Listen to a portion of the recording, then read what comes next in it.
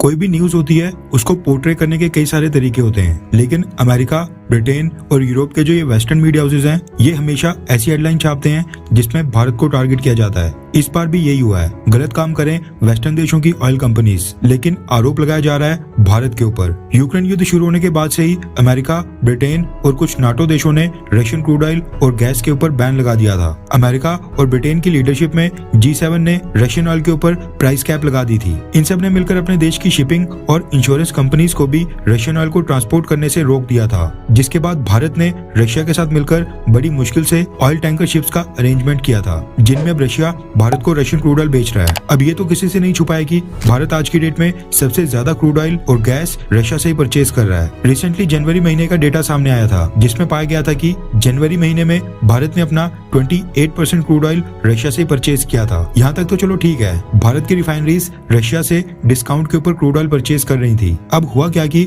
भारत में oil refineries का output हमारी रिफाइनरीज की जो रिफाइनिंग कैपेसिटी है वो हमारी कंजप्शन से कई गुना ज्यादा है। यानी हमें जितना पेट्रोल, डीजल, गैसोलीन और पेट्रोलियम प्रोडक्ट्स चाहिए होते हैं, हम उससे ज्यादा रिफाइन कर देते हैं। इसलिए हम जब क्रूड ऑयल को भारत में रिफाइन करते हैं तो अपने इस्तेमाल के बाद जो बाकी डीजल, पेट्रोल और पेट्रोलियम प्रोडक्ट्स बचते हैं उनको विदेशों को एक्सपोर्ट कर देते हैं। ये हम यूक्रेन युद्ध से पहले भी किया करते थे और आज भी कर रहे हैं। फर्क बस इतना आ गया है कि जो रिफाइनरीज रशिया से क्रूड ऑयल परचेज कर रही हैं, वो अपने पेट्रोलियम प्रोडक्ट्स और पेट्रोल, डीजल के ऊपर पहले से ज्यादा डिस्काउंट ऑफर कर पा रही हैं। इससे होता क्या है कि अमेरिका या फिर ब्रिटेन जैसे ये जितने भी वेस्टर्न या फिर यूरोपियन देश हैं, इनकी ऑयल कंपनीज भारत से डीजल और बाकी पेट्रोलियम प्रोडक्ट्स सस्ते प्राइस के ऊपर खरीद रही हैं, क्योंकि उनके ऊपर रशिया से डायरेक्ट डील करने के ऊपर सैंक्शंस लगा दिए गए हैं, यानी रोक लगा दी गई है। अब भारत की रिफाइनरीज अमेरिका या फिर यूरोप के किसी देश की कंपनीज के पास नहीं जाती हैं। उनको ये नहीं कहती हैं कि हमसे डीजल या फिर बाकी पेट्रोलियम प्रोडक्ट्स परचेज कर लें, क्योंकि भारत के पास तो ऐसे कई सारे देश हैं जो हमसे सस्ते प्राइस के ऊपर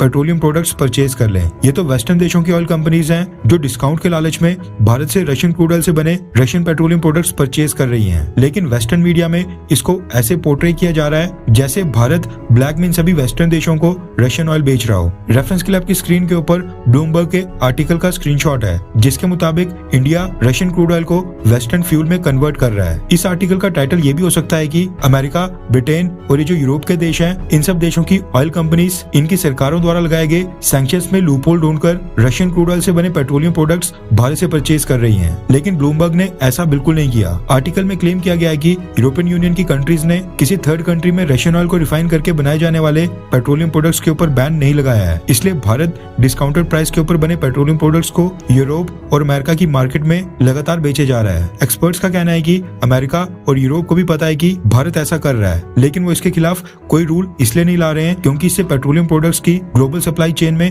क्रंच पैदा हो सकता है, यानी नया क्राइसिस खड़ा हो सकता है। आर्टिकल में क्लेम किया गया है कि भारत ने जनवरी महीने में 89,000 बैरल्स गैसोलीन और डीजल पर डे अमेरिका को बेचा था। वहीं 1,72,000 बैरल्स लो सल्फर डीजल यूरोप के देशों को बेचा था। यानी भारत इतनी क्वांटिटी में गैसोलीन, लो सल्फर डीजल हर महीने अमेरिका और यूरोपियन कंट्रीज को बेच रहा है। यानी अमेरिका और वेस्टर्न देश जो भारत को रशिया से क्रूड ऑयल परचेज करने दे रहे हैं, उसमें इनका खुद का भी फायदा है। कहने का मतलब है कि वेस्टर्न देशों को भी सस्ते पेट्रोलियम प्रोडक्ट्स चाहिए, लेकिन डिफेम और बदनाम किया जा रहा है अकेले भारत को। ऐसे आर्टिकल्स और हेडिंग चलाई जा रही हैं मानो भारत ब्लैक में रशियन ऑयल बेच रहा हो। खैर, आपको क्या लगता है कि फॉरेन पॉलिसी के मामले में क्या मोदी गवर्नमेंट ने पिछले 9 सालों में अच्छा काम किया है? क्या आप उससे संतुष्ट हैं? हाँ या फिर ना? नीचे कमेंट करके अपनी राय जरूर बताएं।